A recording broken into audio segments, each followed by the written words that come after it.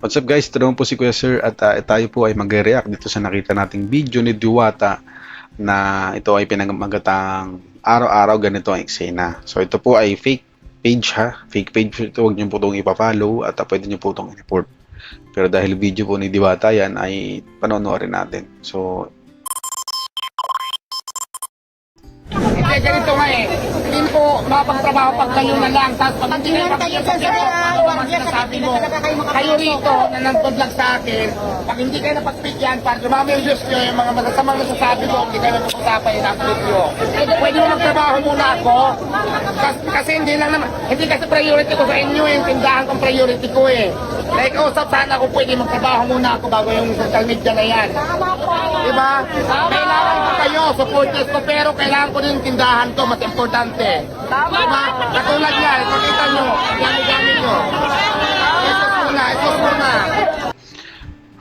sa mga nanonood guys, so sa mga nagpupunta dyan, sa mga fans talaga ni Diwata, naiintindihan nyo naman siguro kung ano sinasabi niya. So, hindi naman siguro mahirap intindihin na bigyan natin ng space yung tao, privacy. Okay, busy siya sa kanyang trabaho, sa kanyang business, no? May time para sa picture taking, sa vlogging, no? Sa pag-interview sa kanya. Okay, siya po ay nagnenegosyo. Okay, kahit saan naman po, sabihin natin si Tony Tan Kakchong nasa isang branch ng Jollibee, dinumog nyo, nagtatrabaho, nag-ocular visit, no? Sa tingin nyo matutuwa yun? Siyempre hindi. Kasi ang pinunta niya doon ay business, hindi yung pakikipag-picture o pakikipagkita sa inyo. So, kahit sino naman, kahit ikaw mismo, nagbi-business, ayaw mo ng ganun, no? Oh, grabe na kasing sikat ni Diwata, hindi na niya talaga makontrol yung nangyayari dito, at ang gusto ko lang mangyayari dito is magkaroon talaga siya ng pathway, okay, parang escape, sa parang daanan papunta sa kung saan, papunta sa kwarto niya. Lagyan niya ng parang barricade, ganon. Yung katulad ng ganito guys, yan, ng ganyan. Lagyan niya ng from ito papunta sa kitchen, papunta sa kanyang kwarto, para siya ay hindi dumugin, may madaanan siya. Yun yung gusto kong mangyari dito, na simple lang naman, hindi naman siya magastos. At kung gusto niya talaga ganyan, mas maganda meron siyang bodyguard. Okay, may bodyguard siya, isa or dalawa, nakakilala niya, or yung trabahador niya, naharangan siya para makadaan siya. Kasi hindi na biro yan guys, sa sobrang dami niyan, nididikit-dikit na. Meron ng dikita ng balat, tapos siyempre hindi natin alam, di ba? Kakasakit, alam nyo na. So, safety lang para sa kanya. Kaya yung mga fans, no, control nyo yung sarili nyo.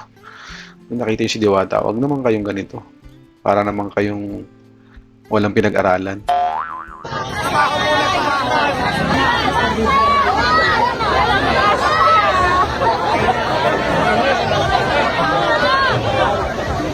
Yan guys, kita nyo, malapit lang eh. Lagyan niya ng barricade dito, yung gitna na to, papuntang pinto na yan. Tapos lagyan ng pinto, papunta sa garahe naman niya. Ganun guys, ganun ang gawin niya. Sa akin ganun, kasi para itong bahay niya rin, itong opisina niya ay maprotektahan din, no? Kasi kada labas niya, kada pasok niya, nagbibideo eh. Baga parang hindi na siya maganda. Itong mga tao naman na to, walang, Diyos ko po. So, sana bigyan nyo si Diwata ng oxygen, no? Hindi na makahinga yung tao. Tapos nagagalit pa kapag hindi na pagbigyan. So, sana magkaroon kayo ng humanity sa katawan. Yun guys, so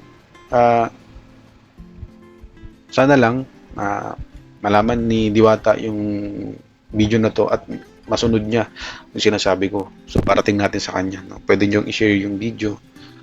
At yun lang guys, paki-follow po.